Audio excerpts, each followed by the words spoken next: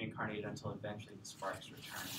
Yeah, that's debated, but it is implied that you can keep being reincarnated until you get it right, which is kind of a Hindu Buddhist idea too, right? Okay, another characteristic of Luria is it's highly messianic. Now the messianism was widespread in medieval Judaism, but Luria has a Kabbalistic interpretation of the Messiah. So there's lots of different interpretations of what the Messiah will be, and the Lurianic Messiah is more like the guy who's going to do the rectification of the world as opposed to a Davidic king who will restore Jerusalem or something.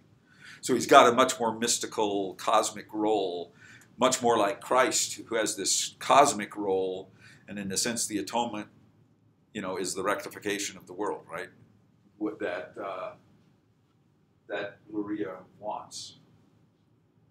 All right? So there is the purpose of mysticism is to prepare the people and prepare the world so that the Messiah can come. So all of mystical activity is not just saving yourself, but saving the whole world through, making it so the Messiah can come. Now, as I said, Luria dies young, but his ideas start to spread. And by the mid-17th century, there's a guy named Shabbatai Tzvi, who is a messianic claimant. He is the most successful messianic claimant in Jewish history, which is to say, during his lifetime, more Jews followed them than any other person that claimed to be the Messiah. I mean, Christ is the most successful in long-term impact, but in short-term, during your life impact, Shabbatai Tzvi was much more successful. Christ maybe had a few thousand followers, probably, whereas Shabbatai Tzvi convinced maybe half the Jews, a third to half the Jews in the world, accepted him as the Messiah. And that is in part because of the spread of Lurianic ideas, in part because of printing, that he printed, and he had this guy named Nathan of Gaza who was kind of his spokesman. And they printed up a whole bunch of tracts and shipped them all over the Jewish world. People were reading this stuff. And he was ready to go back to Jerusalem and rebuild the temple, or that type of thing. So this became a pretty powerful movement. How did it end? It does not end well. What happened? The Sultan of Turkey, all of this was in the land of Turkey, right? The Ottoman Turks ruled Palestine for 300 years, well, 400 years. The Sultan starts hearing of this guy claiming he's going to take over Jerusalem and set up a kingdom of the Jews and all this type of stuff. And the Sultan is, he says, these guys are ISIS unbound type of thing, it's going to turn into a terrorist rebellion type of stuff. So he arrests Shabbatai, takes him back to Constantinople, and basically says, well, I'm going to chop off your head for being a traitor and rebellion unless you convert to Islam. So he converts to Islam, which is pretty shocking to everybody, right? So they actually, kind of wrecked the movement. But some people said, well, this is all just fake. He's just pretending to convert, he'll come back and stuff. And his ideas get continued on by a guy named Jakob Frank, who it's called the Frankist movement, and essentially it becomes considered a heresy. So it's a heretical messianic movement highly influenced by Lurianic Kabbalah. Okay? Basically, there's no followers of him anymore, but there were quite a few up through maybe the 18th century. Now, Lurianic ideas become the major basis for subsequent Kabbalah. Basically, you've got Luria, and then down further you got Shabbatai, and then later on in the mid-18th century, you've got the Besht. Who's Besht? We haven't talked about him much, but he's quoted sometimes in the book. Who's the Besht? He's the guy who knows the name of God. Right. Baal Shem Tov, master of the name, the good name. Master of the good name being the secret name of God. And his movement forms the Hasidim, or the Hasidic movement. Whoops. Which means the pietists. And then from him, you get all these Hasidic rabbis, like Menachem Schneerson is the most famous one, but there's all sorts of, Rebbe means rabbi kind of, but it's the Yiddish variation on that, and it refers to tzaddik, that is the rabbinic leaders of these movements are considered to be tzaddik and very prophetic figures who can heal and bless and get secret knowledge, and a lot of that's based on Lurianic Kabbalah. So what Besht does is popularize it. In Luria and Shabbatai, these are elitist movements. Besht says it's anybody can be a Kabbalist, or at least you can benefit from the spirituality of Kabbalah. Maybe you can't master all the secrets, but if you believe in this Kabbalah stuff, it will bless you. And so what we're seeing is an expansion, beginning with Besht, of the impact and influence on the daily life of ordinary Jews of Kabbalistic ideas. Which, see, with Luria, this was a couple dozen guys in his own secret club where, that's all that they were talking about. Luria had no intention of preaching his doctrine to the world. By the time of Besht, there is a popularized version of Kabbalah that begins to come about. Now, lots of guys oppose this, so you get the anti-Kabbalists here, but he is not quite universalizing yet, but well on the way to do that. Yeah. So did Shabbatai also change the movement in any significant way? Not in terms of doctrine so much as its messianic and political implications. Okay. He does have his own doctrine, which Jakob Frank persists in, but it's one branch. See, Lurianic Kabbalah gets split into many different forms of it, right, as time progresses, just like any other religious movement. Then the next phase of this is Yehuda Ashlag, who is a famous rabbi who migrates to Jerusalem, I think in the 20s or 30s. I can't remember when he comes to Jerusalem. Probably in the 20s. And he was a Kabbalist who, number one, wrote this huge commentary called the Sulam, the Ladder, which just, he says he wanted to write 200 volumes of commentary on the Zohar. So this is the obsession, the Jewish obsession of writing commentaries of commentaries of commentaries of commentaries, right? Everything needs to have a commentary, several commentaries, several layers of commentaries. But he does two things. Number one, he translates the Zohar into Hebrew. Why? Zohar is mainly in Aramaic, lots of Hebrew parts to it, quoting scripture and whatnot, but it's mainly in Aramaic. Yeah? Well, Hebrew is the holy language, right? Yes. The new state of Israel. Because of the new state of Israel, right. They're trying to revive the Hebrew language, and most Jews, now we're talking right, early 20th century Jews, they don't know Hebrew or they don't know Aramaic.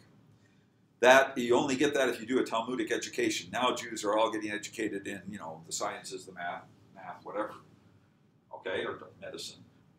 So Aramaic is no longer a spoken language among the Jews, and if you want to popularize it, you have to popularize it beyond the elitist scholarly languages. Now, initially, Hebrew was an elitist scholarly language, but what's happening in the 30s and 40s and 50s is the state of Israel is being founded, and Hebrew is becoming the daily language of the Jews. So he translates this into Hebrew so that all Jews can read the Kabbalah, no longer just the elites. So notice, what Besht does is popularize ideas, but not texts, okay? What Ashlag does is translate texts and make them accessible to the non-specialist. He believed all Jews should study Kabbalah. Now, one of his disciples is the Berg family. I can't remember which Berg. There's several of these guys, a father, a mother, and a couple of brothers who are part of this Berg movement. And they basically take Lurianic Kabbalah and mix it with New Age ideas and form what's called the Kabbalah Center. And their idea is Kabbalah should be studied by all people, not just the Jews. So it goes from elites to popularizing ideas, but not the writings. So the general stuff can be popularized, to popularizing the Kabbalah for all Jews, to popularizing Kabbalah for all people. So what the birds would say is, well, we all have this spark, and if we only free the Jewish sparks, it's not gonna do the trick. So it's got to be universalized. And so basically, as we're approaching the Messianic age, Kabbalah is now open to more people because it's going to save everybody. That type of an idea. So you see a very significant transformations in all of this to the present, where now, Hollywood inane airhead starlets can claim to be Kabbalists, right? Nothing more vacuous than a Hollywood starlet claiming to be a Kabbalist. Anyway, but Madonna and these other Hollywood types and New Age types are all associated with the Berg Kabbalah Center. I forgot to put the webpage up there, but just if you type in Kabbalah Center with the English spelling, you can pull up their webpage. They've got all sorts of stuff there. It's really interesting to browse through the webpage and see what they're saying about stuff. And they have videos telling you about the Zohar and, let's study this and that and the other thing. So you can take a look at that if you're interested. Any questions on Luria and his impact? Did he leave his wife behind when he moved down? She just didn't matter.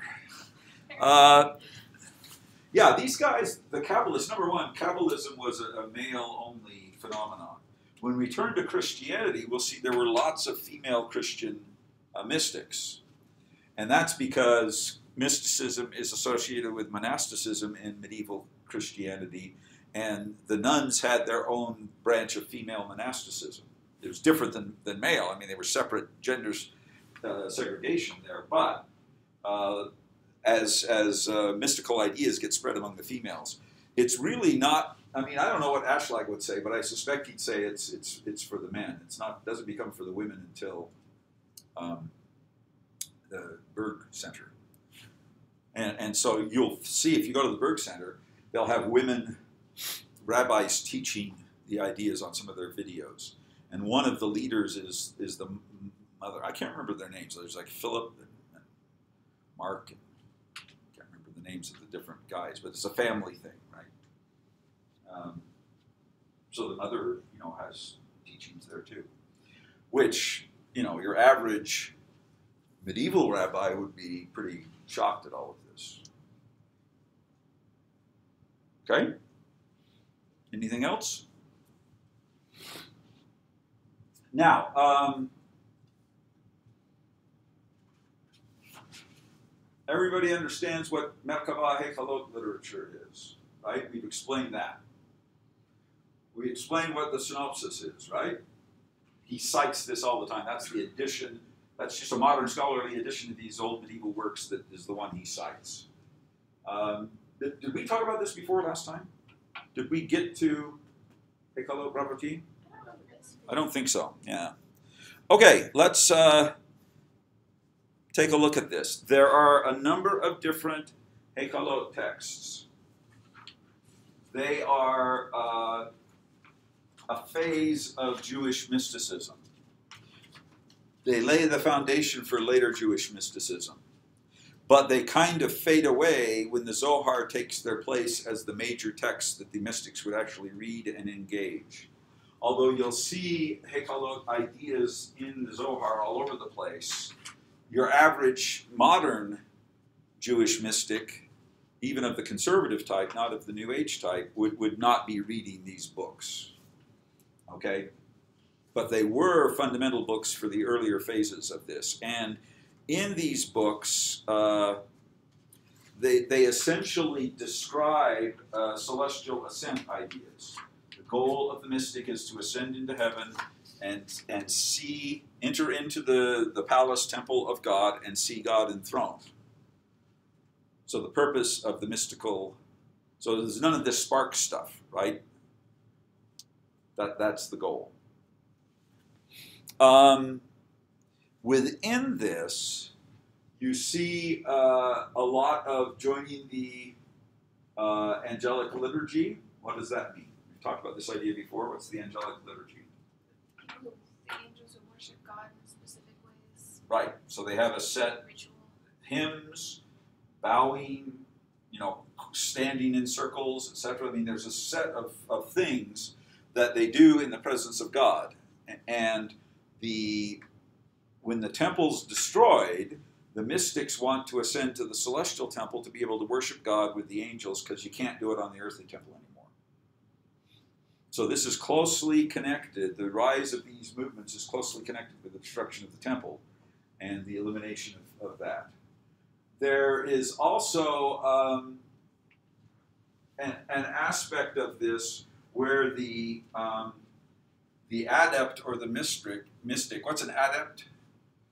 It's a guy who's kind of mastered a set of, mystical, magical lore. The adept here, it also has a mission or a message for Israel sometimes. And this is more like the old prophetic things you see in the Old Testament. You don't do this you don't do this mysticism for personal reasons. You do it to save, Israel. And for Luria, it becomes saving all of creation, right? Not just Israel. So you see it kind of an expansionist. So mysticism saves God's creation in that sense. So some of it is apocalyptic. Some of the ha-Kabbalah literature is about predicting the future of Israel, but also the restoration of Israel, which includes the rebuilding of the temple and the coming of the Messiah. Those two ideas are crucial to Jewish eschatology. I've explained what eschatology is, right? Okay. Now, notice with Luria, he doesn't talk about that in specifics, I think, mostly in his discussions. But his second or third generation after Luria disciple, Shabbatai Tzvi, is talking specifically about that. I'm the Messiah. I go to Jerusalem. I'm going to rebuild the temple, right? That type of stuff. So it's still an integral part of this.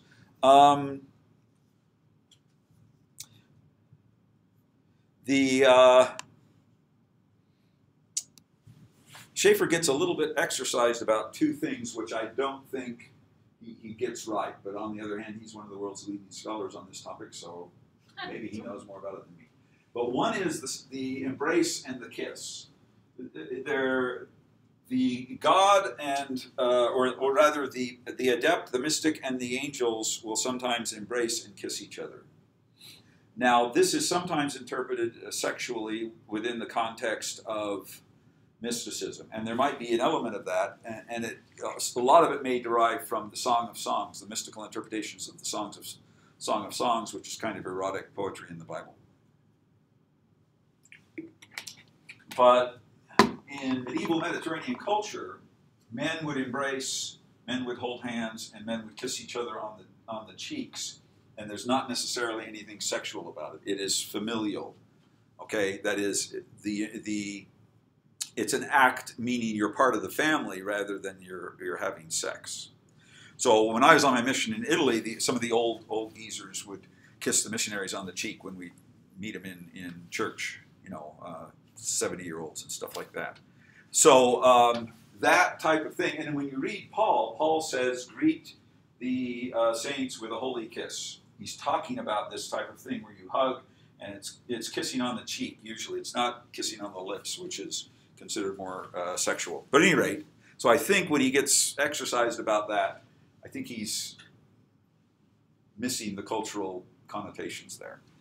The other thing that he gets exercised about is that the account does not describe God. When he finally gets through the temple, through the Heichal, comes to the Merkava, he sees the throne, and he says, I saw God on the throne, and then it stops. It doesn't describe God.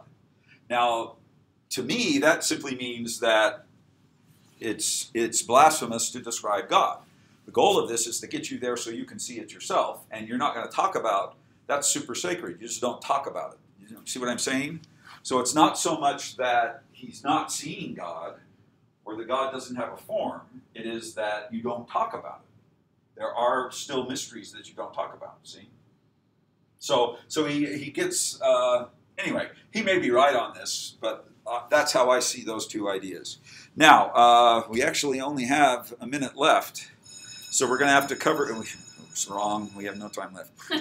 We'll talk a little bit more about this stuff because we've got to get Rabbi Ishmael and Rabbi Nehunya and see what they're doing in all of this, because there is a frame story of these rabbis that is important in grasping what's going on in the Heikalot text. So we'll do that on Friday. Then we will review for the midterm on Friday. Bring whatever questions you have, things you want clarified, and then I will pass out the essay questions at the end of class on Friday for the midterm. Okay? So we're not supposed to talk about the essay questions with each other and stuff?